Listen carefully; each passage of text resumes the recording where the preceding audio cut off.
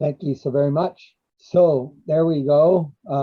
We have a wide range of companies, an inordinately large number of healthcare ones. I think our healthcare marketing is starting to actually pull companies in.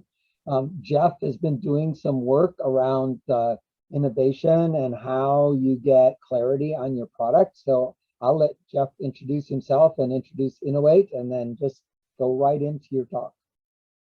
Perfect. Yeah. Thanks, John. Seems like a terrific group. Thanks for allowing me to come just share some of the information that we've put together. And I encourage you guys to, stop me at any time and feel free to ask questions. I love a more interactive experience. So if you guys are okay with it, I'll pull some slides up and I'll kind of talk a little bit about me and my background and then jump right in. Yeah, pull this up here.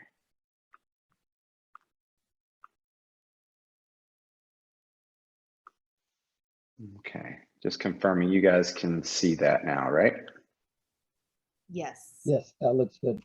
Terrific. All right, great. So yeah, so the topic that I was going to chat with you guys for a little bit about today is around how product clarity helps with fundraising. My personal background is a little more focused on technology.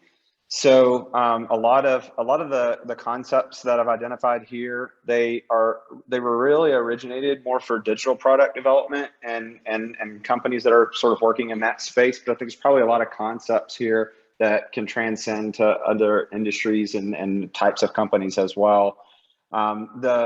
The reason I was asking about kind of the makeup of the audience between investors or entrepreneurs is I think that we can kind of look at this from both sides of the coin potentially. So a lot of this has been put together primarily aimed at the entrepreneurs or the founders, but I think that a lot of this can give investors something to think about as they're looking at more sort of digital oriented startups. I live in the Dallas, Texas area. I've grown up here my whole life. I'm a co-founder of a company called N08. We're a Inc. 5000 digital innovation studio. I've personally probably worked with over 100 startups in creating their V1 of their digital product, usually mobile applications or SaaS products.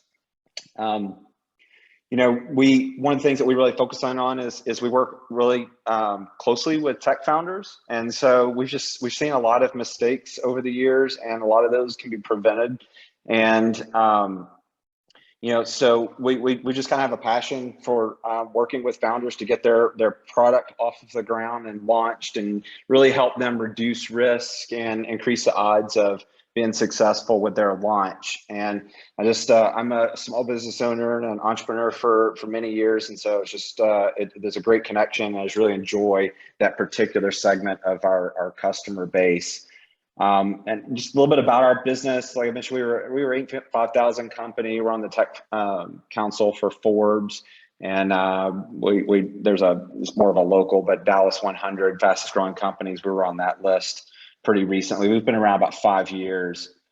So I kind of jump in here. So, on the concept of raising capital for your startup, I kind of segment these off into two different buckets. A lot of the, first off, a lot of my focus is obviously going to be on from the product perspective. I'm a product guy. That's what most of my career has been spent on, and sort of coming into this phase of launching your company, we're sort of assuming that you've already gone through some of the more front end work of validating the market opportunity, doing the customer development piece, and you've got a really dialed in view of how you're going to address a problem in the marketplace and who that target customer is. And so once you've kind of covered most of those bases, then you start moving into getting clarity around your actual product itself, right? And so in the context of going out and raising capital to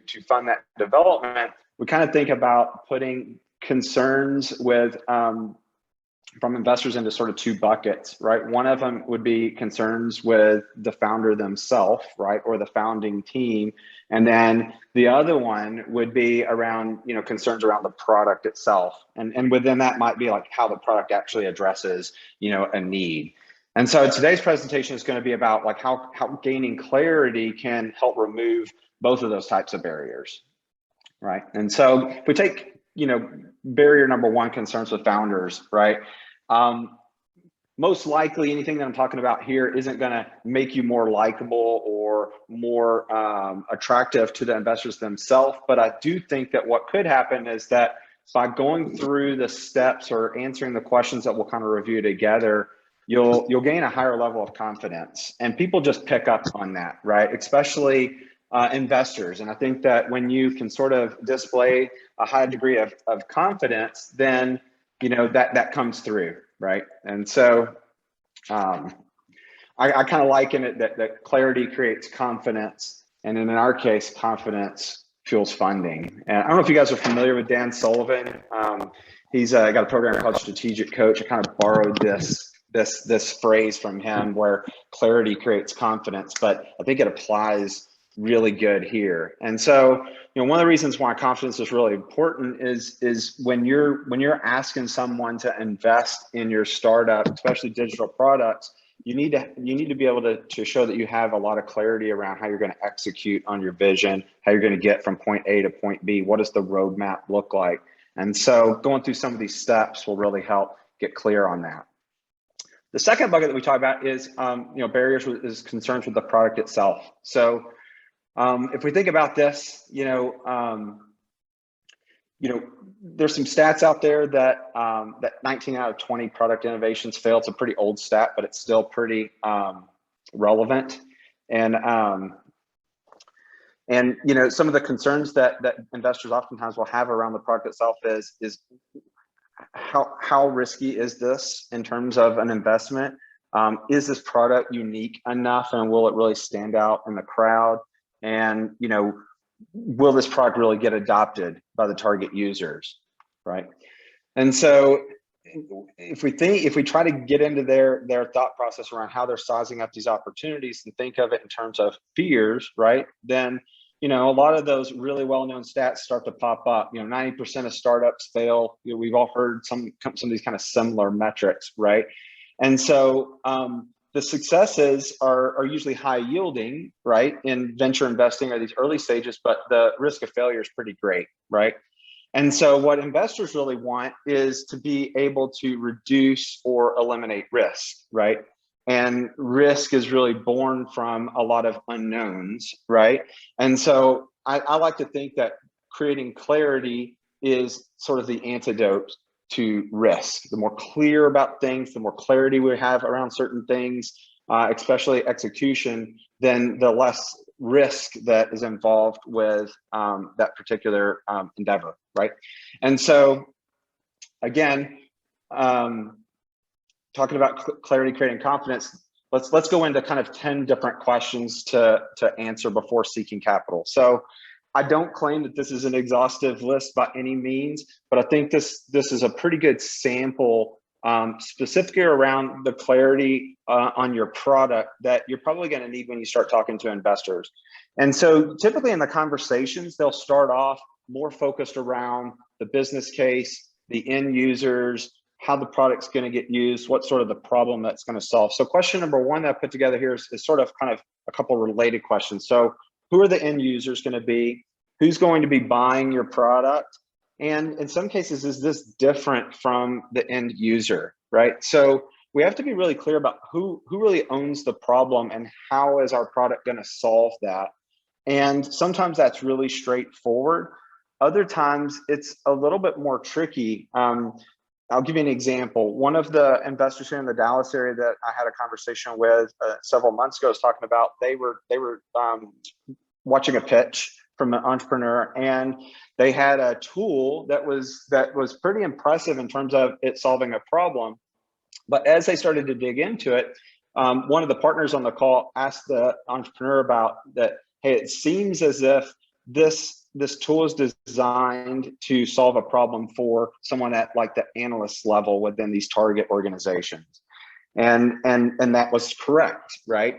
The problem is that the feedback he gave is that in these organizations, like the analyst owns the problem, but they're not the economic buyer. right? And so the person who would actually have to make the buying decision, invest the money, spend money on the product, it's not a problem that is painful enough for them to really care about solving it. So in their case, they said they would rather the analyst just work more hours, and it's not really their problem. It's not a problem worth solving for them. So it's not something that they felt like that they would spend the money on. So all I want you to take from that example is just to be really clear about who's actually the end user, who are we designing this product for, who really owns the problem or the pain, and what's the relationship between that user and the economic buyer, sometimes if it's not the same person. Second question is, why will users love or not love my product? So what's the problem our product solves for users? So it's a little bit, of a derivative from the first one. First one's like, who is it? This one is, why are they gonna love it, right? What's distinguished about it? And some of you might have seen this graphic that we have on the right-hand side. This is something that we talk quite a lot about. The bottom one represents sort of the concept of MVP, right? And most of you have heard of MVP in terms of minimum viable product. We feel like it's a little bit of a dated approach, right? So rather than thinking about MVP, we encourage people to think about MLP, or minimum lovable product.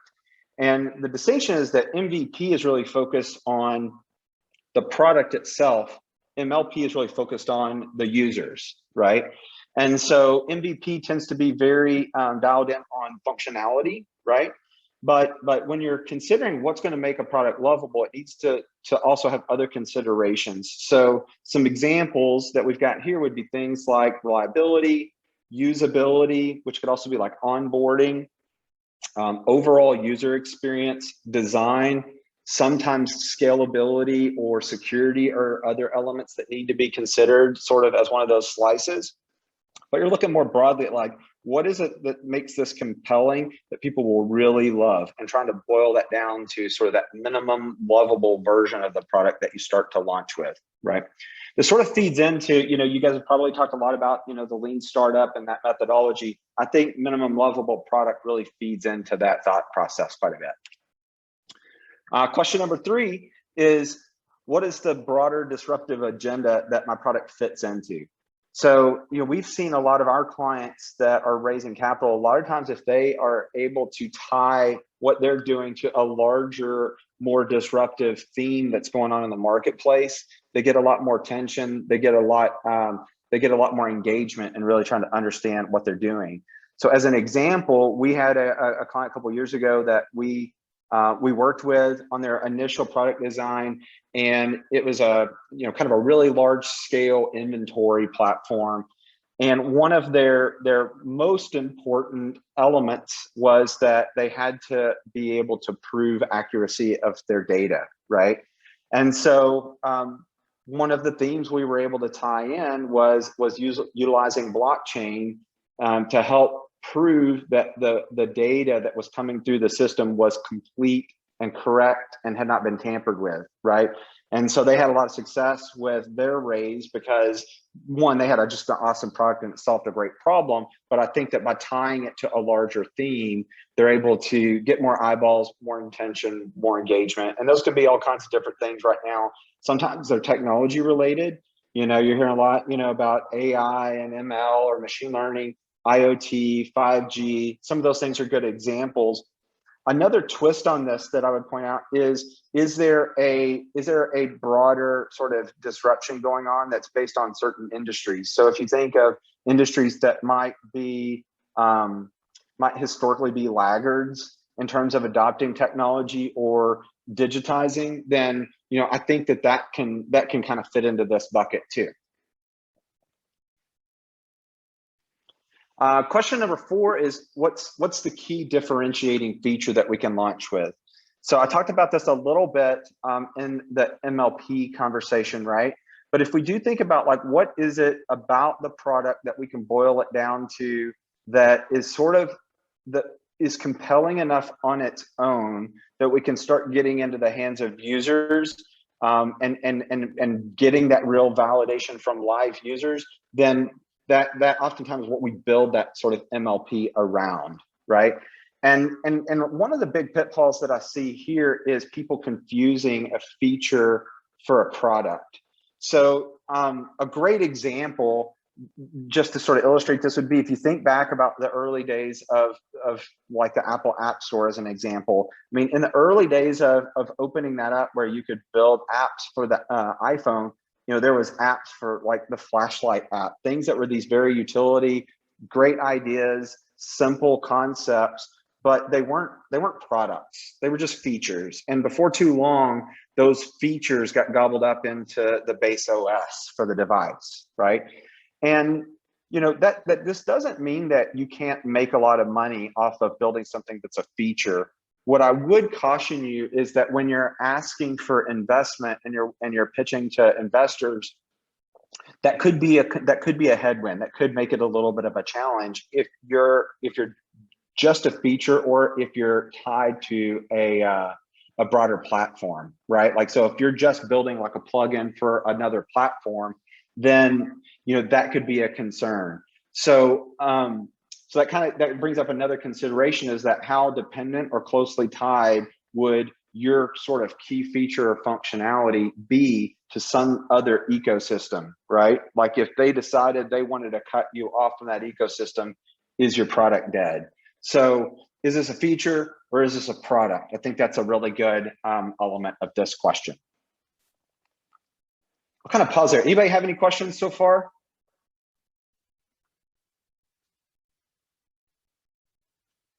Everybody still with me? Okay. Yep, we're still here. Looks good. Awesome. Okay, we'll keep going then. Question number 5. What will it look like? And on the surface, this probably sounds like the design, and that could be it. But what I'm really alluding to is being able to paint the picture of what you're trying to build. If you think about when people start talking about their concept of software in particular, usually it's a story. They start telling a story about like, well, we're solving this problem and we're building this and this is how we're going to launch it. But sometimes it takes a lot of describing in order to get people clear on exactly what you're talking about and what your vision is. And so there's certain artifacts that can be utilized that can help create that picture much more effective than telling a story about it. And so I'll talk a little bit later about, you know, like design prototypes and wireframes and how those can kind of help with that. But using tools such as the prototypes or other documentation that helps you really kind of tell your story in a concise way will really help move the conversation forward. I have seen, you know, a lot in the past where when people are pitching, they get so bogged down in trying to describe what their product is and how it actually works that they lose the attention. People burn too many calories up front trying to figure out what they're doing, and they don't even make it to the second part of the conversation. Number 6 is, you know, the big money question, right? So how much will it cost to build? How long will it take to build? And, you know, I think there's a few, you know, trends that I see a lot of times. A pretty common one that's sort of funny is you'll hear something really cookie cutter, like we need $100,000 so we can hire 3 devs to get this off the ground, right? And there's not really any basis behind how they came up with those numbers or how they came up with that amount of dev effort in order to get them where they're going. And so I think, you know, one of the frustrations with startup companies when they start trying to really get a clear picture about, okay, what does this look like for us to execute, is their numbers come in all over the place. So depending on who they talk to, you know, the range could be, you know, orders of magnitude different from one partner or option to another. And so getting really clear on exactly how much it's going to cost, and then not only like cost it as a general bucket, but like the milestones are sort of the steps where you would invest that capital on the product. I think that giving that clarity will show that you've really thought about like, what's that roadmap? How does that align to your capital needs, right?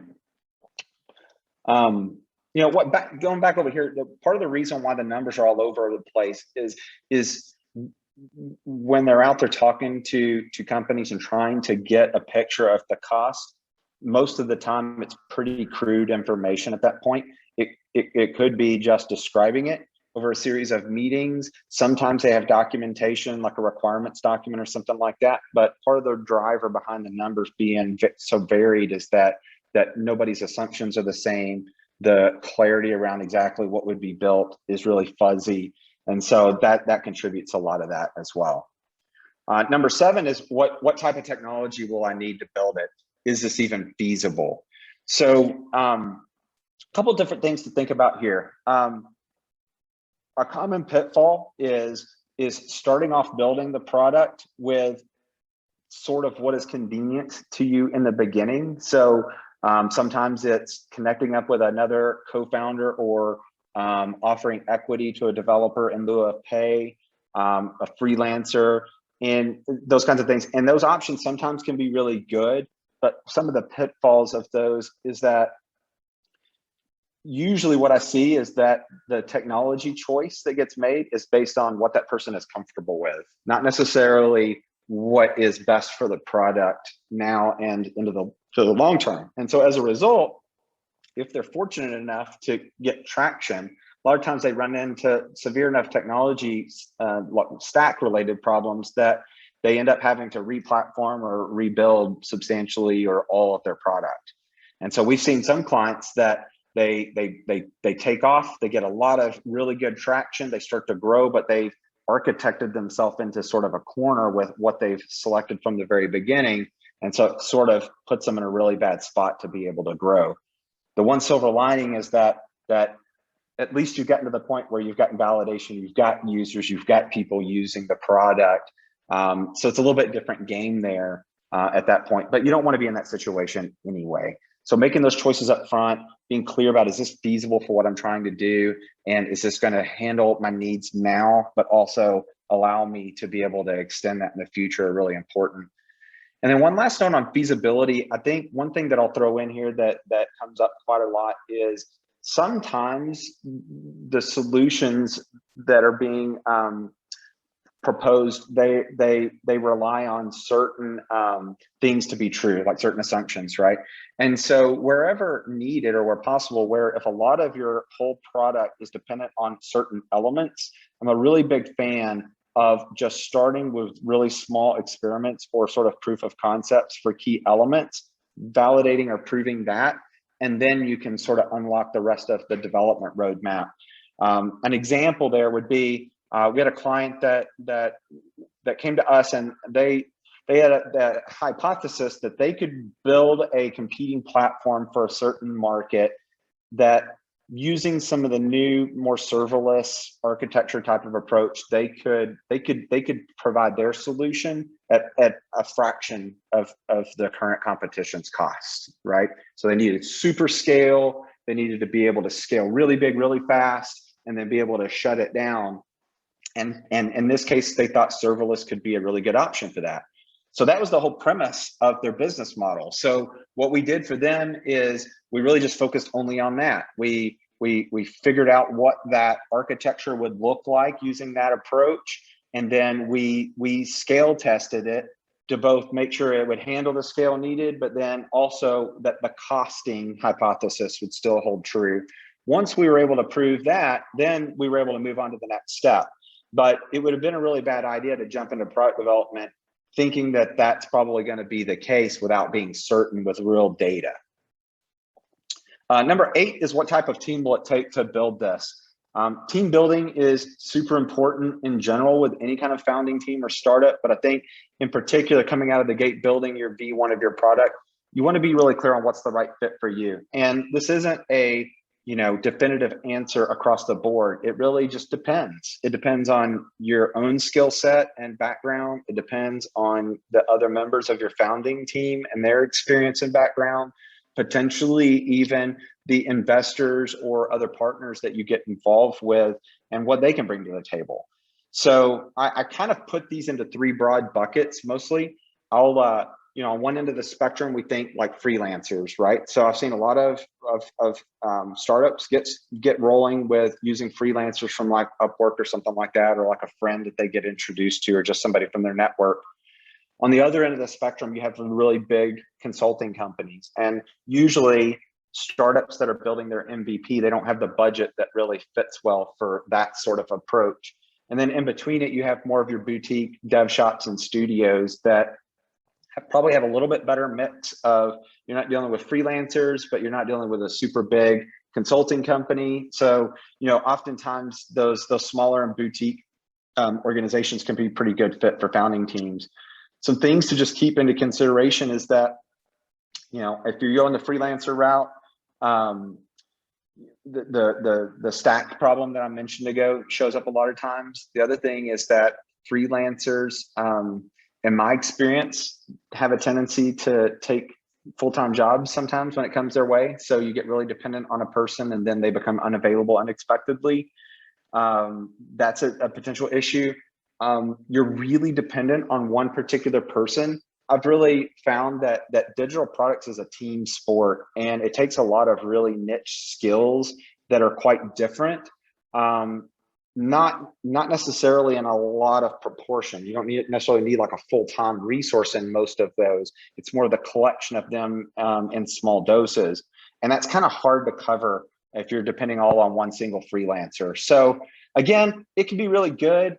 And if you have a lot of experience like building software products, it can be a really great option. So just some things to think about there in terms of what's the right team that it would take to build it. Number 9 is, do we have a launch or release plan? And so, you heard me talk a few minutes ago about, being clear about sort of the different stages and where you would invest money and what are you looking for at each of those stages. I think that's an element that gets left out a lot of times. It's like, what is the validation signal, or what is it that you're looking at each stage of the roadmap that you've identified that sort of tells you have the confidence to go to the next stage and put the next tranche of money at play by investing in your new release, right? Or your next segment of the roadmap. And so I think having a lot of clarity around and thoughtfulness around what that user journey is, and then extracting out of that journey what things have to be sort of in your initial release, and then what are great features that you probably will take up at some point but are on the roadmap, and then tying that to your success metrics. So really starting out from the very beginning on, if I launch this, what am I going to look at in order to know whether it was successful or not? Like actual data, like what are the numbers that are important for my product for me to be able to monitor and know I'm seeing what I need to see in order to feel confident continuing to go down this road, right? And so having a lot of clarity around what that roadmap looks like, what your launch and release plan looks like, both from a timeline and sort of validation gates, I think that helps instill a lot of confidence because you really thought through like being very intentional about how you use the money, right? And you're going to be a good steward of the capital. And then number 9 is just, how ready do you feel, right? Sort of going through some of the examples that I've talked about there. Do you feel like you are able to answer those without having to think about it a whole lot? You have a lot of clarity about your execution and your plan for actually like getting this to a point where you can launch it. I think making sure that you feel comfortable and confident yourself before you go start meeting with people in person. This is kind of the final question that I would ask you to make sure that you can check off for yourself, is that you do feel confident about it. And if there's still holes, you go back and you fill those before you start burning those meetings with people that you may only get one chance with, right? Sort of a bonus slide that I put in here, and then I can do some Q&A also, is I gave some examples of artifacts that I've found really help a lot. The title is probably a little bit misleading on this. It's titled Investors' Questions or Answer with These Assets. I think that it's probably more accurate to say that investors' questions can be assisted by these assets, right? So it's really not these assets themselves. I really think that it's the thought and the clarity that comes from creating these, right? And so once you have created these, you're at a point where you can answer questions quickly, you know the plan, and you can address them, and it demonstrates that you've done your diligence. Y'all may be familiar with a lot of these, so feel free to ask me if you want me to kind of explain like what some of these are, but I'll kind of buzz through them at a high level. User personas is, similar to what you've seen probably in a marketing context. It's really like profiling the user of the product and what are their needs, what are their pain points, what are their feelings, mapping that into a journey. wireframing out what it's going to look like. User stories is just a great way of capturing requirements. The clickable prototype, in my opinion, is one of the most valuable. If I was funding my own software startup and I only could choose one artifact to start developing with, the prototype would probably be my choice. It transcends a lot of different stakeholders that would be involved, and it really does a nice job of getting everybody clear on what we're building. And then architecture is the thing that isn't real sexy, and it's not something that a lot of people really ask a lot about in terms of capital raising, but you need to be really sound on it and know what your plan is on that front, because it can be the hidden problem that doesn't show up until kind of later in the product's life. So yeah, so I think, I'm not here for a commercial or anything, but, if you guys feel equipped to kind of go through those and be able to answer those questions, I can share this deck. I don't have a problem sending this over to John after the call, and he can share that with you guys if you'd like. If you have questions on it too, or if you need help, we've got a really great framework for helping folks kind of get through that process and get to the point where they're really ready to start executing on building their MLP. So I'd be more than happy to chat with you on that. And, even if you just want an opinion on, where you're at right now, be able to ask some of the questions and get some input, would love to chat with you and just tell you kind of more of a readiness assessment on kind of where do you sit in terms of being ready to actually start building something. And some of this may apply too if you're already in the process of building, but you're curious to chatting about it. So I'll pause there, guys, and see if there's any questions or anything that you'd like me to circle back to. I would like to go back to your bonus slide. Sure. Where you have architecture. So when you talk about architecture here, are you talking about systems architecture or hardware architecture or software architecture or business architecture? So it's a little bit more of the high level technical architecture. So it's focused somewhat on infrastructure, right? So some of the big high level questions, like it could be, are we gonna build this serverless? Are we gonna build this like using a microservices architecture? Is this gonna probably be done in AWS or Azure? Or is there a reason to pick one over the other? Some of those questions. The other thing I would throw in there too, we lump it together in sort of an architecture brief where it goes deep enough that it doesn't go like low level, right? So it doesn't get down into like data architecture, that kind of thing. But it is high enough level, and it focuses around infrastructure, stack recommendations, third-party services or other tools. We also do a fair amount of consideration of like build versus buy stuff, right? So a lot of times in these solutions, especially nowadays, a big part of creating good architecture is knowing what's already out there, that you don't need to roll your own stuff from scratch, right? And so I think that that's just as important at this stage of planning as kind of your stack is knowing like what is it that we really going to have to build, but what can we use perhaps off the shelf or even open source to get us to kind of our first stage. But it's your internal, right, for the company. I don't see any investors really understanding that. No, I want to sort of frame what Jeff has been saying. Jeff's efforts are typically product centric. Mm-hmm. And so as a dev house, as a process of producing product, this thing here, user personas, user journey, wireframes, user stories, clickable prototype, architecture, are all about the product and how you build the product so that it can address the markets that are in the go-to-market plan.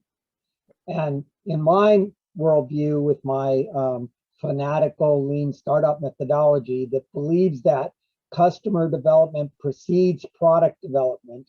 When you're at the beginning of the process, you're doing customer problem fit, which doesn't have any of this except the user persona discovery, right? Everything else is something that comes later on. And often people are jumping in at the end of this thing at, I need to build a thing and get it to scale, and they haven't done the earlier work.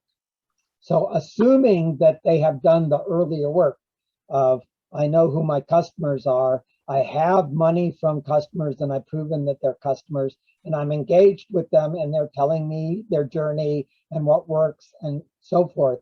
Then in stage 2, I do the clickable prototype and I show them, does this solution actually work for you? And I validate it. And then as I walk through that, I get to the point where, yes, they have the problem. Yes, they're willing to spend money. Yes, this solution, this prototype that they're doing works. Yes, we validated that the product architecture will scale to the markets that we're looking at. Now we can go build it. But exactly, right? It's kind of iterative, right? You start with your user personas. I don't know personally customers who will give you money without the prototype that they can. So come to my lean startup efforts and I'll tell you exactly why people give you money before you talk about the solution. You can sell and you should sell before you build a product. Because that's really the only way for you to validate that someone's actually early stage customer. You want an early adopter customer. You're just not selling the product. Are you talking about business to consumer or business to business? Because I respectfully disagree with business to business. I understand that people disagree with me, but I believe this is true for both B2B, B2C, and as well as B2C2B. You have to validate. You have to find a way to validate that you have an early adopter customer, someone who's willing to pay to sell this money today. If you can't find that person, everything else doesn't matter. Eric, you raised your hand. Yeah, okay. First of all, I'll agree with you on early adopters. And they're people, not organizations, in my opinion. I had a question about a clickable prototype, and I'll preface it by saying I mean it seriously. Who's clicking? Are you using the prototype with potential users, thought leaders, and getting feedback and using that feedback and ultimately presenting that? Are you clicking it in front of potential investors? Or are you handing the clickable prototype over to the investor and saying, look, see, you can experience this by proxy? I think it's both. The prototype itself that we're talking about is built for the user persona that we profile, in this more early stage, right? So who's actually using the software product? So I think that I definitely think there's benefits of being able to hand that to an investor at the right moment, right?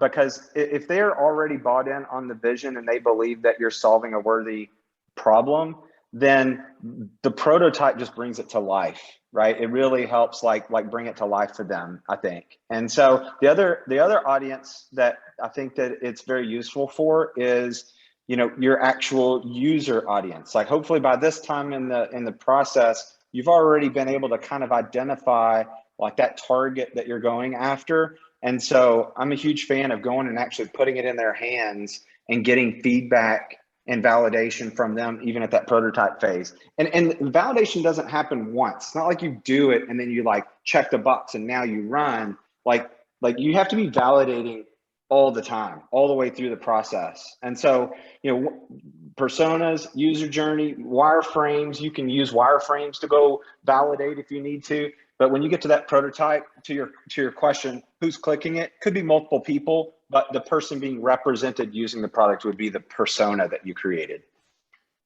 And the user journey that you're ending up talking about really was created by having the prototype and walking through with people on the clickable prototype. And for me, the clickable prototype is a pile of 5x7 cards and crayons. And you walk through this with people until you get the clarity about what they need to do from, oh shit, it hurts, to, oh, I'm happy, and walk through and understand that. Now you have the user journey.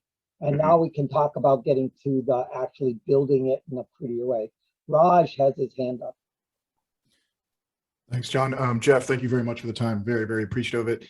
I might poke a little bit specifically on the SaaS side and product as well. And, sure. And John mentioned in the chat quite a bit about these milestones, and that's very much how we're approaching it on this business milestone. So, and again, a testament to what John was saying, we had 12,205 waitlisted users haven't put a penny in for ad spend because it was organically knowing our persona over the past 17 months, and they're ready to go. Yeah. Now, and then I went down this whole clarity thing of I have 18 months of burn. For you personally, if you're looking at product and SaaS milestones, great, I want to raise X. And are there some best practices that you think I should see? So here's my CAC at this, and this money is going to do our best due diligence automation to drop our CACs. Our ROAS goes from a 2 to a 3 or to a 4, maybe, because we're exhausting our organic growth. We need to do a little bit more inorganic marketing. Are there some very specific things you think would be best practices to see on this milestones, the burns, or what's going to get this funding to the next step? You know, I look at it in terms of its impact on revenue, right? I mean, like, so when we look at a product, let's think of our roadmap, and then you're familiar with the concept of backlog, probably, right? So after you've already launched, you probably have a backlog, and you're going to be constantly assessing that backlog of potential things that you could do. And that may be stuff that you actually already have created in your backlog, but it could just be very high level at like the executive sort of dashboard level of what the product needs to have in order to move forward. And I think it may sound like a really simple answer, but it's like, how can I draw a line between stuff that we should spend to develop and that's impact on revenue? I hate that answer's so perfect, because we were literally talking about introducing part of our backlog, but we're not sure if it's like they'll get why we would, and we can explain it, or it's, well, that's too much of that backlog too soon. Cut this one out. But I perfectly where we are, because we want to introduce something maybe in our V2, and I'm like, that backlog's not ready for it, or is it? Maybe I should just really understand how much revenue might apply, like specifically on the revenue bottom line. Yeah, I'll give you an example if it'll help, without like talking about too much detail on it. But we have a client that they built an incredible product. It solves a big and super painful problem for the market that they're going after. We did not build their initial product. We got brought in as kind of like a V2 vendor is what I would call it, right? We got brought in after they've already been launched and they've got customers. But they made the architecture mistake, and they kind of architected themselves into a situation that's just tough. What's going good for them is they have an awesome product, right? It really is great for their users. There's a particular feature that they have on the backlog, they haven't worked on it, and they're balancing like, okay, we know we want to do some refactor work and correct a lot of this architecture stuff we would kind of call like tech debt, right? But I've got this other product feature that I know, like if I get that out there, that significantly impacts revenue for all the existing clients that are even on our legacy platform. And so, you know, we're really working with them to try to figure out a way where we can get that up on the priority list, because we know that there's a very clear and undeniable impact to revenue pretty much instantly once we launch that. I don't know, John, what are your thoughts on that? You agree with that? No, wait. What's the answer, Jeff? Oh, come on. So my belief is that the little exponential curve that everybody shows us as a smooth curve is a really lumpy curve. Yeah. And what it really is a series of shelves. So you get going, and as a bottom-up company, and I am a bottom-up investor, I seek bottom-up companies where you're sprinting from cash flow positive to cash flow positive, not spending money wildly, hoping you'll get funded for the next round. So in that context, you have a bunch of customers, you're cash flow positive, you have a certain amount of margin. You can change your margin as a task by implementing this feature in your current nasty bit for your current customers, or you can grow your next architecture, which will allow you to change the number of customers. Now you have two pathways. Which one is the right one?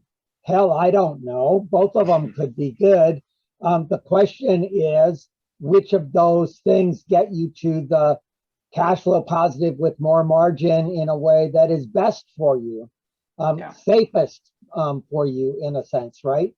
And so is it safer for you to prepare for more growth, or is it safer for you to prepare for happier customers that pay you more money? Both of those depend on whatever the winds that are blowing and the trends are. And so you've got to, pick one. The answer is you're going to rebuild, if you build the feature in your current system, you will rebuild it in the next one. And that's totally okay, right? You will, prototypes are meant to be thrown away, and you are going to build something out and it's a prototype and you will throw it away in your next generation. So it's okay that you are going to do something twice. You don't have to be perfect about building the architecture, which will be the perfect architecture for 10 years from now. You just have to get to the next step with margin. And so that process of building step by step and focusing on where the steps are instead of focusing on the end of the journey seems to be the right metaphor for me. Yep, agreed. Good question. Are there other questions that people want to ask? Can you stop sharing so we can see the faces? Sure. And can everybody turn on their videos so we can be social? And tell me what questions you got. I have a question. Yeah, go. So in terms of organic growth and the topic you were just addressing, I've heard it said, and it's been my experience. I don't maybe want to know if you think this is universal, but if you're relying on early adopters, as you often do, it's somewhere between likely and inevitable that at some point in the process you're going to piss them off, that you're going to grow and you're going to reach a larger audience, and your early adopters are going to miss the fact that you built a product initially exclusively around them, and now the product is more diffused. It has things bolted on that they can't use, or it actually just serves them less well. And I just wondered whether you guys agreed or disagreed with that. So I totally agree with what you're saying. That and in the conversations we've been having with Patrick Hogan, he basically says you should not pay attention to the early adopters. You should pay attention to the gateway adopters. So build the product for the gateway adopters. So the gateway adopters, in my language, are the late early adopters. In his language, they're the people in the chasm. They're the people that allow you to get from the early adopters to the early normal. And they're the ones that see advantage in what your product does. And they're the ones with the budget that allow you to do it. So he says, build that product. I argue that you don't have your shit together with your team well enough to build that product, and that you need to work on the early adopters, because the early adopters are forgiving. And so you're going to play with the new stuff with the early adopters, and that's a product that you're going to have. And then you're going to build another product, which is for the gateway adopters, which is for the general population, which is, 10 times bigger than the early adopters. But that's a different product in essence. And they may look the same, and you may try to blend them together because it makes your marketing easier, but really they're two products, right?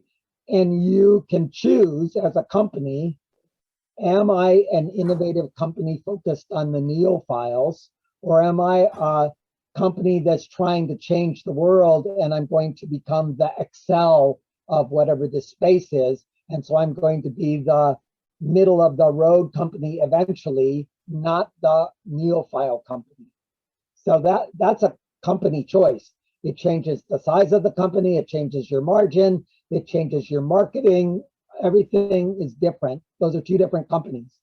But what I do know is that if I am focused on one segment versus another segment, it will take all the time you have. If I'm building a $1 million company, a $10 million company, a $100 million company, a $1 billion company, it will take the same amount of time. All the time you have plus more. And it'll just change what you work on. So which customer base do you want to serve? You want to serve the early adopters and try to stay on the front and be the avant-garde company? That'll change the size of your end company in the end. It's not a bad place to be. It's just a specific design house kind of thing. If on the other hand, you want to be the Excel of whatever niche you're in, that means you're going to be an old fogey at some point, and all of the neophiles will hate you. Thanks. Other questions?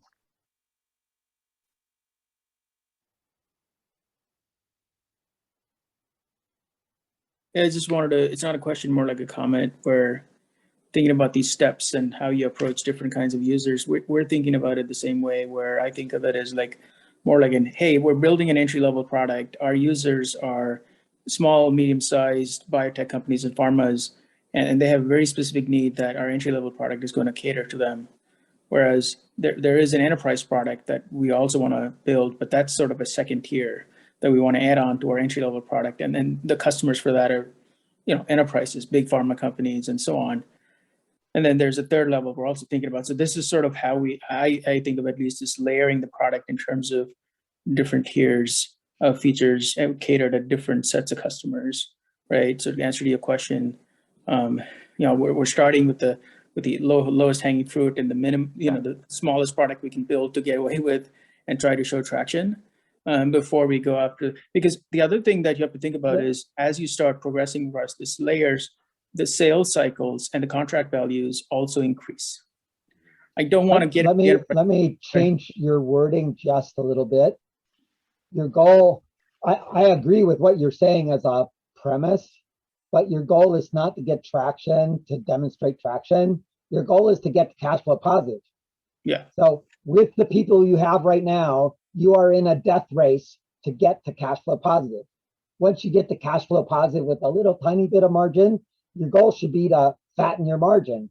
And then once you've got enough margin to breathe and have some fat to invest in yourself, your goal is to get to the next level, right? So you do this back and forth sprint up this thing, right? And your sales cycles can get longer and your contract sizes can get longer and the expense of your salespeople can get bigger because you got fat in your margin to spend on it. Yeah, no, absolutely. And I've seen companies, I've worked with startups where the approach has been the reverse, where they would go after the biggest margins and the biggest contract values. The problem with that is then you have to actually get a lot of capital to go hire those sales guys and field sales and build out those features before even you can go talk to an enterprise. They won't even talk to you if you don't have all the, like what they call table stakes features. That's right. So if you have a lot of money, or B, you have those special personal relationships with the buyers in the enterprises who will give you the side deal out of their budget, then you can play that game. Even if the special relationships are, I've been funded by Sequoia twice, and so I can go talk to Sequoia again and they'll drop me $100 million because I'm cute. That works. But it only works for a handful of people.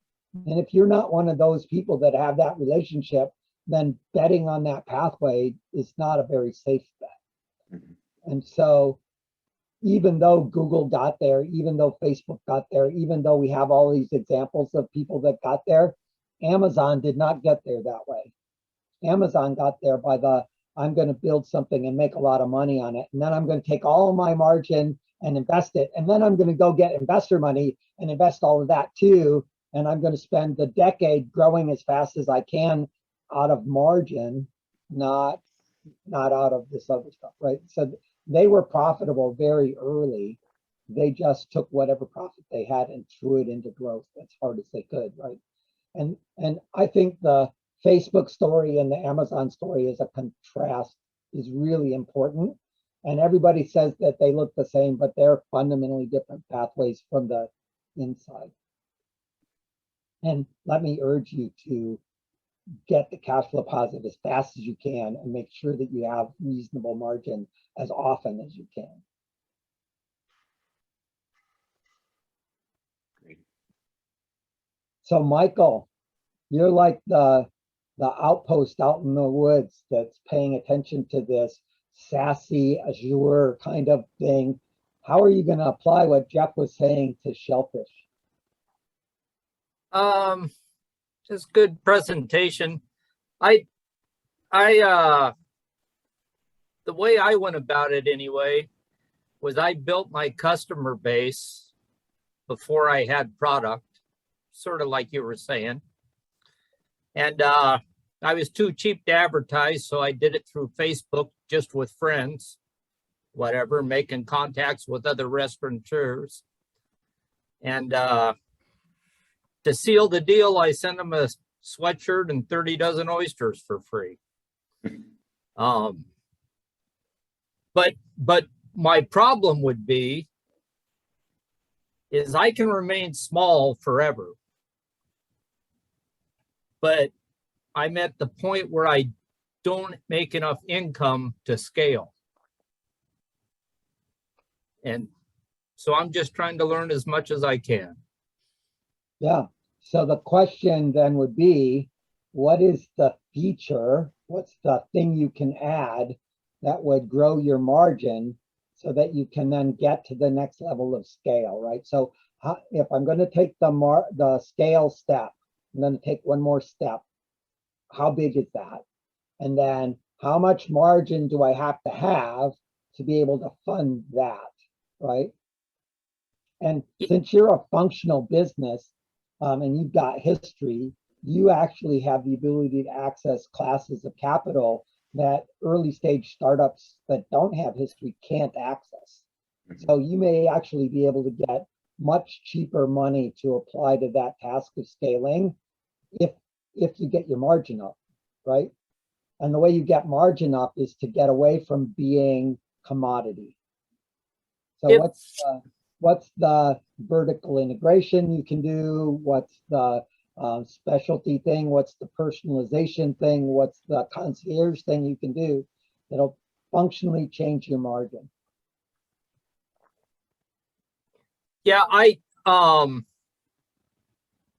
way I've looked at it from the start is oysters are just a foreign currency, and I bought $12,000 of oysters that I couldn't put in a bank, and I had to build the bank. That's the farm.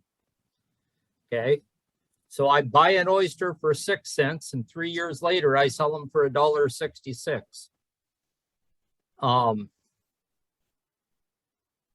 I guess I try to, at least if margin is what I'm buying it for and what I'm selling it for, I try to be at the top end of that margin. I try to market to a rich person. I don't want to feed the masses. But I mean, you have two choices, right? Increase the price or decrease your expenses.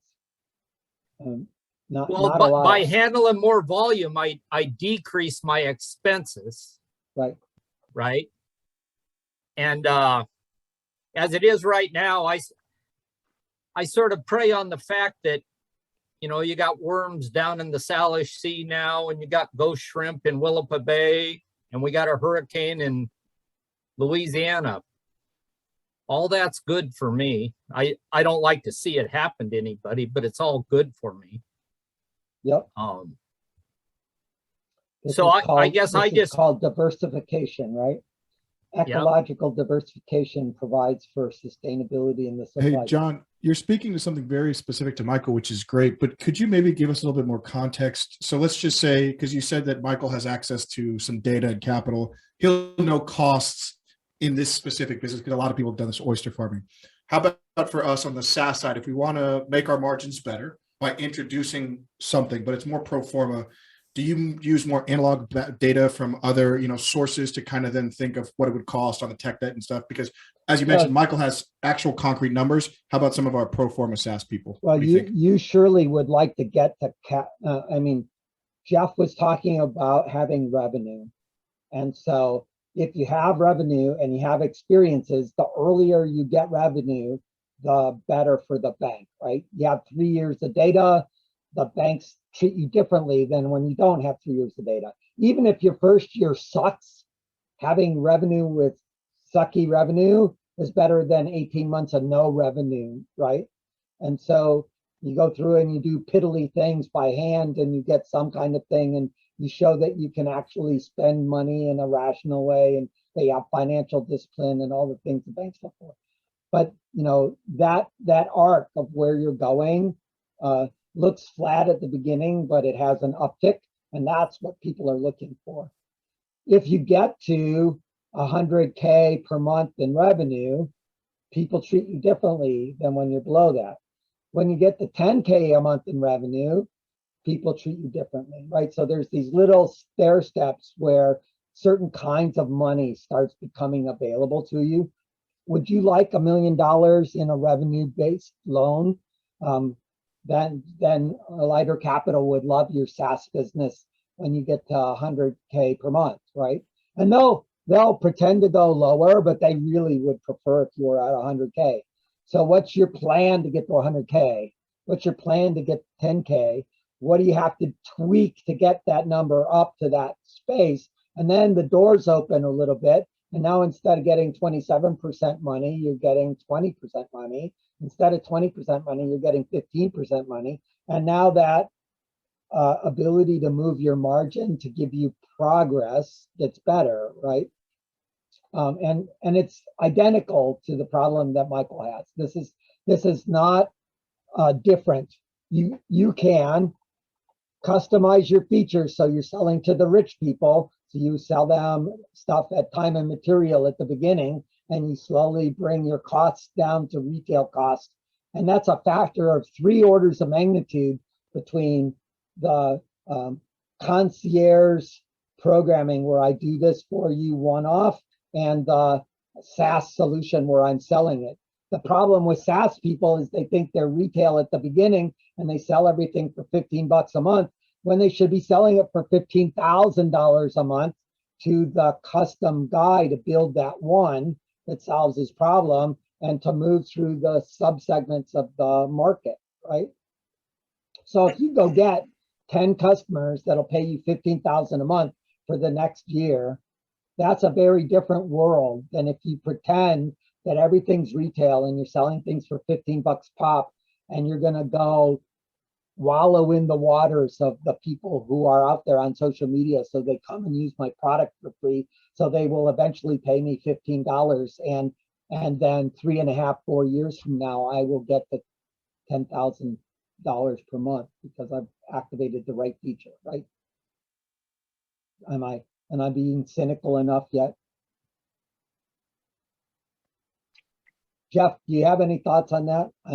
I was thinking that I've seen a lot of SaaS companies that turned out to be really successful that really started off exactly the way that you're talking about, where they charge the customer to build it for them, but they retain the rights to it. And then over time, they change their pricing model. So your example there of 15,000 up front, you know, like I've seen them like even do like a big, like sort of fixed fee kind of thing. Like it's going to be $100,000, you know, to build this, you know, and we'll cut you a really good deal on it, you know, like maintenance only or something after that. And then, but we retain the rights. I don't believe in the, I'll cut you a really good deal by giving you free fixed costs to me for the rest of my life. That's a very expensive thing to do for the company. I do believe in terms of creating value for you ahead of time. So I have a production facility, I have a testing facility, and I have a development facility. That's a typical thing that I might do with my continuous integration process. And so let me add another one, right? So I have my development, I have my testing, I have my VIP server, and I have my retail server. And if you come into my VIP club and you paid me for that first year at the $150,000 a year, you get the VIP version of things 6 months ahead of everybody else. And so you're always ahead. You always have a feature advantage to all of my other customers, right? Now I need that anyway. I need that testing. I need that experience. And there are people that are in that early adopter market that will pay me for that, which none of the people in the early normal market would pay that. Right? So there's 1,000 customers that will say, are you crazy? When I say 15,000 a month. But there's the 10 that will say, tell me about the feature you're going to build for that. And that leaning in is everything you need to do that first little bit. So the customer for the startup world, the customer at the very beginning is not the customer at the beginning of year 2. They're different submarkets. Other questions, other thoughts? Yeah, no, I can attest to that as well. Like, you know, our journey is very similar to what you guys are talking about. Like, even though I was talking about going after the entry-level product, and our biggest first customer was like a big pharma company that we happened to get through a partner.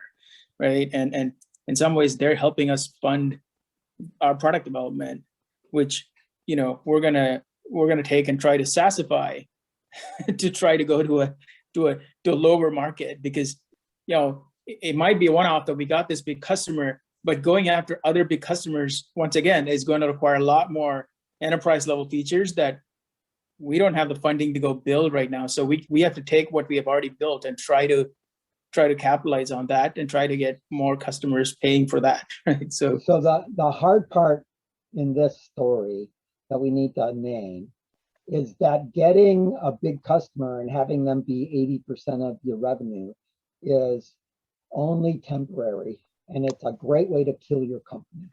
And so as soon as you've got that, there's a layer of people below that that are 1/10, they will pay you 1/10 of what that guy would do for the features you currently have.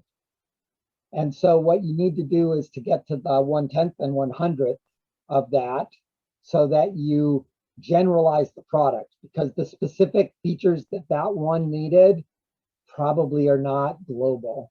And you need to trim off those features that are specific. Otherwise, you end up being captured. And really, as a overall goal, you should never have any customer that's more than 10% of your revenue, right? absolutely. And otherwise, you know, you get hoisted on your petard, as they say, right? You get screwed by that customer, and you basically an underpaid wage slave to this other company that wouldn't build it inside their company. And so now you're a captured service house for them. And it's a disastrous place, especially when the management in that other company has their little shuffle that they're going to do eventually. And then you get yes. And I've been through those as well. But I have one giant customer and they totally dominate your roadmap. And then they leave. Now you're in shambles, right? You can't go ahead. Other thoughts? Jeff, when you speak about all of this, I see the agile loop and the build, measure, learn loop, and I see the time boxing and a particular structure of things. But I also see that evil, mythical SME in there somewhere, the subject matter expert who doesn't really know who a customer is. You know, so I go and I talk to Vishnu or I talk to Shannon and I say, tell me about your user persona. And they pull some random crap out of the air and tell me, this is the person that I'm aiming for. And they never have actually like spent a day with that person, seeing how they do their business and how it doesn't work. How do you, as a dev house, do the other side of this infinite loop of marketing loop, development loop, marketing loop, development loop? So for every agile cycle, you should, in my worldview, have a marketing cycle that does the testing and engaging with people and learning more about what's going on. How does that work in your world? Sort of depends on where the product is in the life cycle, you know, like it's more micro in the very beginning, you know, and we're looking at it in really small increments. Those agile cycles might be really small, you know, we might be releasing like much more frequently. Define small, because I suspect mine is not the same small as your small. I mean, we don't typically release weekly, but it's not uncommon for us to do weekly sprints in the beginning. And then we try to extend week-long sprints. I think week sprints are great. Yeah, we will use weekly, especially in situations where we come in and they don't have a lot of good process in place. Getting into that weekly cadence, it sort of forces you to follow some of the fundamentals. And then I typically try to get to 2-week sprints. That's my sweet spot. Like I like 2-week sprints because you kind of reduce a little bit of the overhead of ceremony and everything. But anything longer than that, you know, like we don't do too much of. So where does the marketing come in? You know, in terms of like pure marketing, we don't do a lot of the pure marketing. It's more of interfacing with the marketing. So I think where we try to drive people is from the product standpoint, what does marketing need to look at? And do we have a good line of sight on that? And so I think that's sort of like one of those earlier items that I talked about on being able to clearly define your success criteria. And that changes over time, right? Like your success criteria might be different at launch. And so being clear on metrics and then knowing exactly how do I keep a pulse on that data, because that's, I think good marketing people today, they're going to want data, right? And they're going to work off of actual data. And have we built that into our process so that we can easily capture that and look at it? Right, So, but you're still talking at scale, and Yep. most of these people are not yet to scale. And Yep. so in that beginning, when I'm trying to get to the 1,000th customer, and now I have flow, Right. before 1,000, there's a whole bunch of handwork, right? Yep. Yep. And so as I do that, you know, each cycle, whether it's a weekly cycle or a 2-week cycle, I should have clarity on what things are mandatory for the product, which things are the linear, these are the pieces that are important to be built. And the more of these I build, the better my product development is going to be. And what's Yeah. the one delighter that I'm producing this cycle that makes this cycle worth adopting versus leaving it so that I didn't, you know, I'm sticking with version 2.3 instead of moving to version 5 because Yeah. nothing changed that was delightful enough to make me change, right? Yeah, it's So- funny you say that, John, because like so when you say a marketing person, what I see a lot of times, especially in really early stage, it's really who's the person closest to the customer or closest to the user. And a lot of startups, they tend to gravitate towards, oh, my first hire, I got to hire a CTO. That's what I need to hire, right? And I feel like that in most cases a pretty big mistake, right? I tend to like getting somebody who's more of your product, in-house product person, but they're really close with the customer. And so a lot of the product roadmap is driven from talking with customers and being like, okay, well, you pay for this if we build it, right? And if they say yes, then you run over to development and you get them to build it and you come back and show the customer and ask for a check, right? And so I think every week. that's right. That's right. right. That was the first startup. I was employee number 1 for a SaaS startup right out of college, and I was focused on sales. I was cold calling people, and then once we got demos lined up, you know, I would talk to, ours was in the healthcare space, and I would talk to potential clients, and they'd say, "Man, this looks terrific, but you know, if it just did this, I would probably go ahead and sign up." And it's like, okay, I've got enough of those. I'm going to go run over to the founder who's actually coding and tell him we need this feature in there. And then I would make another round of calls back and, you know, like, so I would get them. I would tweak that, right? I would say, great, that feature that you want, we have it on our roadmap. Are you willing to buy it and pay for the development of it now? Are you willing to wait for me to find somebody to do that, but you want to be on the testing team? Or do you want to wait until it's been integrated into the product completely? And now I've got my early adopters, my late early adopters, and my early normal. They're choosing by that question. And when I get the one to pay for it, everybody else wins, right? And I get to pay attention to the ones that are the early adopters instead of paying attention to the early normal who are going to talk to me but not buy. Yeah, even better. Even better. So, Carol, you didn't get to introduce yourself. You've been listening to us for a while. Any questions you want to put on the table? No. Dimitri, how about you? Yeah, one thing I've been thinking about, trying to find a good spot to jump in. What if the product doesn't really lend itself to being profitable anytime soon? Let's say in the first 14, 15 months, there's no way it can be profitable just because of the nature of the product. Say it requires a certain critical mass of users, and most users will not be paying because there's like a free offering, but the users contribute to maybe like sort of Wikipedia thing. Yeah, I was actually thinking about that talk earlier. So there's a bunch of assumptions in what you just said. Let me give Jeff a chance to respond to that, and then I'll dive into those assumptions. Jeff, what if it can't be profitable in the first 24 months? What should we do?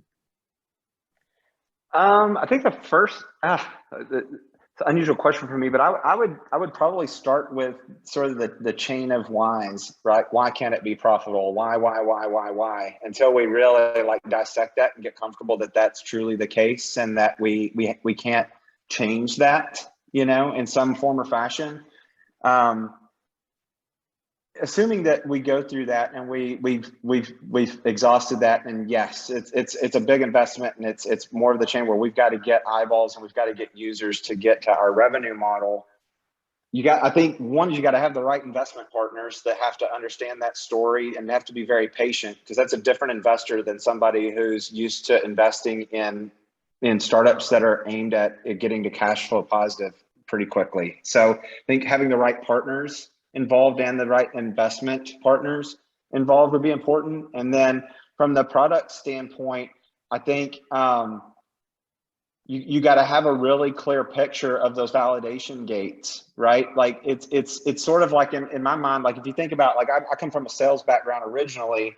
If you want to go to a sales number, you have to back into what the activity and everything is along the way. And you can't control what your sales bookings are, but you can control the sort of leading indicators. So I personally would try to think about, like, well, if I can't beat a revenue, what are the other validation gates between now and getting to the point where I can get revenue that are indicators that tell me I'm on the right track?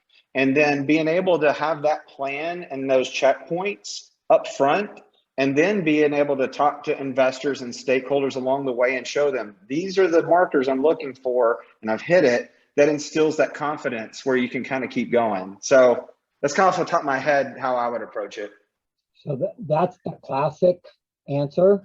That's good. But there's ways we can adjust it a little bit, right? So in my previous life, one of the companies I worked with was a nuclear plant company that was at OSU, was spinning out a technology. They're building passive nuclear plants. The cost of getting a nuclear plant approved by the regulatory stuff is, you know, something like 10 years and, you know, several $100 million. And the end result of that then is their seed round was like $50 million, right? And they got a bunch of investors that understood that market. And they raised many hundreds of millions of dollars before the regulatory kicked in and going. And they are now approved and making progress, but they aligned with the correct set of people that understood the market and invested in that market, right? And really hard to get around you have to regulate that thing. There's no other gate that you can get through. So you must go through that gate, right? However, most of the products that we're talking about don't have that as a problem. And so the first assumption that you said is all of these things are free and I have critical mass. So that means you've already picked your revenue model and you're already focusing on scale and you're already deciding a bunch of details about this scale when in fact you haven't done your customer discovery. And that's what's implied to me. So the first piece is, you got 14 revenue models. You do not have to have only one. You should go look at what the other revenue models are, including consulting, where you sell them the process of building the feature for that person, right? And the advantage of the consulting solution or the VIP solution is you have a small number of customers who are paying you large amounts of money to do that. And you work from that concierge market down into your freemium rather than pretending that you can start at scale and go. You can start at scale if you have piles of money at home or if you have special relationships with funders, but most of us don't have that. So why would I pretend that I can go down that way when I don't have foundations of that way built? The next piece of that then is you do not have to sell the product to get revenue. So what is the thing that you have today, right now, that you could sell right now that would prove that the people that have the problem will spend money to solve the problem? Is that a question for me? Yes. Yeah. I'm not quite at the stage to go and like show customers something. Didn't say anything about the product. What is the thing that you have today that you can sell? Let go of the product. You don't have the product. Right. There exists a magic box in the world that solves their problem. Yeah. You do not have it. Got it. Yeah. So then, what can you sell them?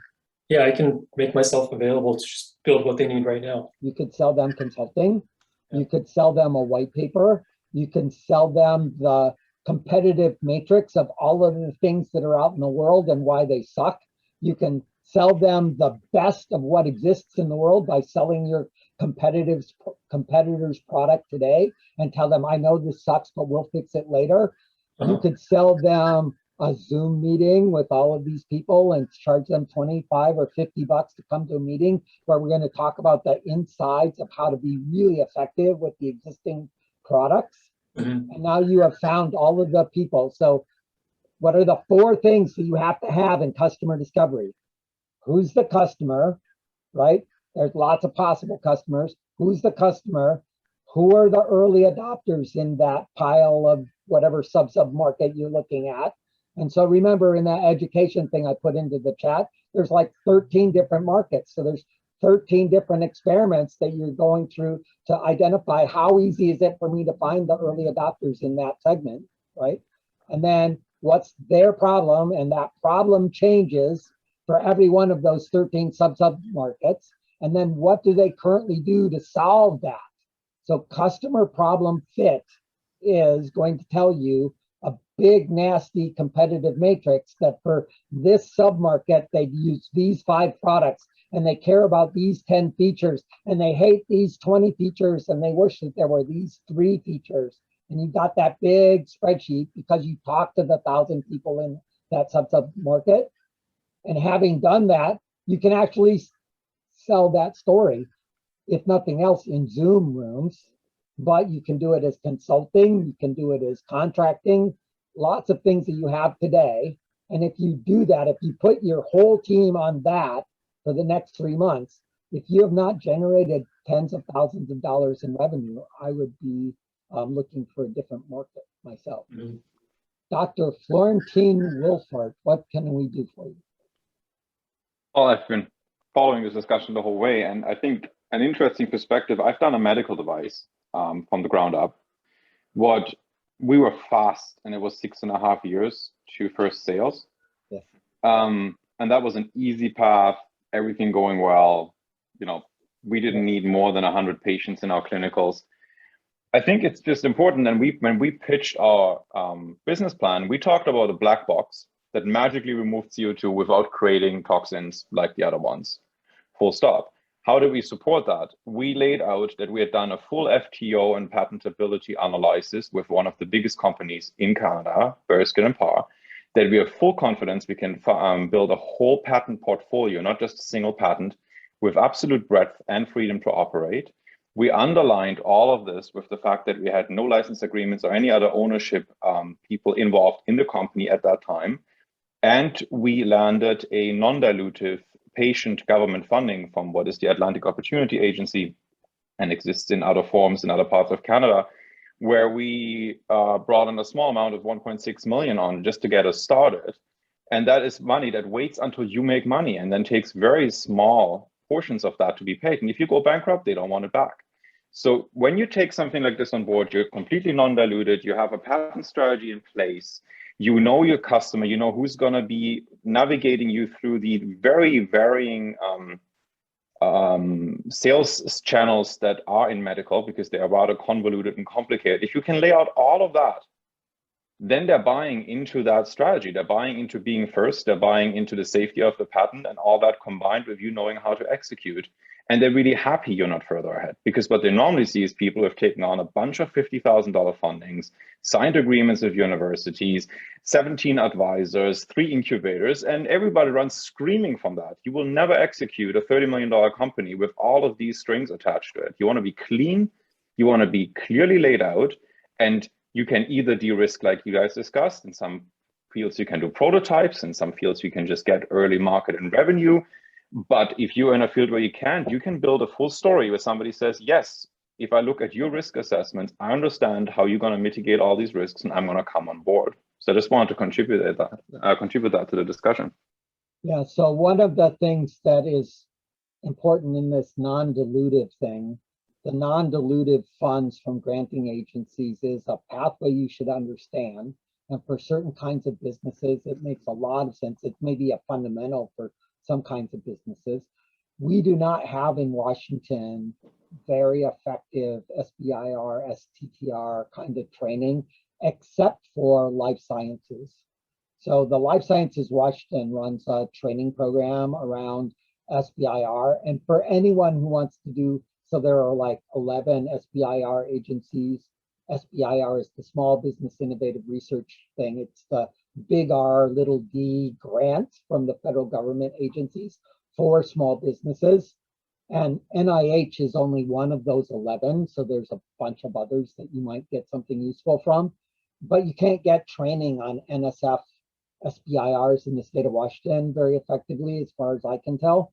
And so I would recommend that you go look at the Life Sciences Washington program and go to their SBIR training program and look at that and just wrap your head around it. The caveat being that my experience writing SBIRs, especially for NSF, is that your effort is on the order of the same level of effort that you do for your angel investment. So it is not something that you sort of toss off. It's something that you have to pay real attention to. And in the process of doing that, you have an opportunity cost question, right? So pay attention to where the best place to put your time is to get to where you need to go. Are there other thoughts? Maybe we should get Eric to run a generic SBIR workshop about what it is and why it works. So you can always find a Canadian partner. Yeah, the Canadians have a bunch of different mechanisms to get funded that are very different than the United States. And that's actually not a bad answer. It may be a little bit snide answer, but it's not a bad answer, especially if you're in climate tech. There's a bunch of money in British Columbia that's government money focused on climate adjustment, especially for startups focusing on that. So I think that that's an important thing to consider. Canadian partner is not unreasonable. It is a complicating factor, but it is not unreasonable. Yeah, it's three fields. It's SDTC, which is Sustainable Development Canada, that gives free grant money. They want nothing from you. They just make it hell to get in, and then they're your best friend and just shovel money down your road. Yep. There's IRAP that pays 75% of all your wages regarding to research. They like high risk, non-commercial research with commercial potential. They just shove that down your throat. They're just a pain to manage, but they pay 75% of the money. And last but not least, we have a huge ocean sector that is exploding right now. So life sciences, when I came from Germany to Canada 13 years ago, life sciences was a peak. Right now, oceans is a peak. That's where all the money goes. It's got shoveled all into oceans and environmental. And they're just aching for companies to take the money. And, there are many great opportunities like NSERC programs as well. You bring a university on, you do an alliance grant, there are no strings attached. You own all the IP. They're up to $300,000 per year for small ones, up to 1.5 million for big ones. They're like a 7-page application. So they are really, really good tools. This is why I'm in Canada, because you can work completely non-dilutively up to 82 cents a dollar legally in government stacking plus provincial stacking. So you can actually self-fund your company without getting any investors in until you're ready to provide value. And then you do a proper round, completely undiluted at this point with no strings attached to you. Yep. I'm Canadian. Can you please repeat your second option? So first one is Sustainable Development Canada. And what is the second one? You're on mute. You're on mute now. The National Research Council has a program called IRAP. IRAP. I don't even know what it stands for. Something with research assistance. Industrial Research Assistance Program. Thank you. And then the last one was like NSERC technical funding with universities as a partnership. Also very easy to get because they made it really hard for researchers to get money now unless they bring an industry partner in, but they're only taking 10% contribution and IP stays with the partner. Thank you. You're welcome. So one of the things that seems to be true in this process is that most people do not know all the paths that are available. And so it's well worth spending some time finding those paths and then sharing those paths with everyone else. So please feel free to share that. You can put it into the meetup group or send it to me and I'll put it in our newsletter and we'll try and make that go. Jeff, you're going to send me the slides and I'll put them into the meetup group so people can find them there. Thank you so very much for coming and engaging with us. I would love to talk more about how we can build flow around this question for early stage startups and get people clarity on their sprint to cash flow positive at the beginning instead of the random wallowing with feature development kind of thing. Yeah. And Thank you. It's been a pleasure. Thank you for the invite, John. Appreciate it. Yeah, thank you. Anybody have any last minute statements or announcements? Elizabeth, I know you have one. I'll call on you last. No? All right. So Elizabeth, please tell us about what's happening. So I'm excited that we're starting we're continuing on our education sessions on APIS Health Angels, which is Innovations in Health.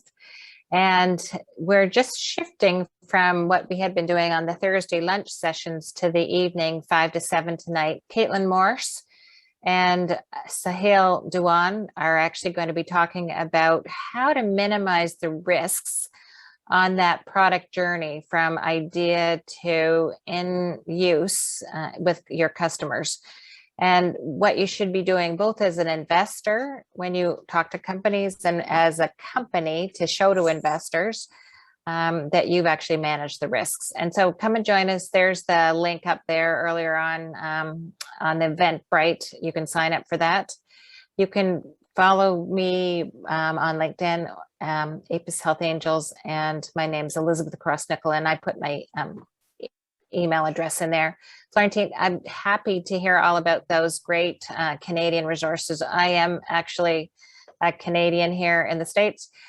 I also, John and I have been investing in a company that does robotics in BC, and I'm always amazed. Yesterday, Ashul told us that he had just hired 2 more engineers. And I said, what does that do to your cash flow? Because we're trying to close our investment on you for this next round.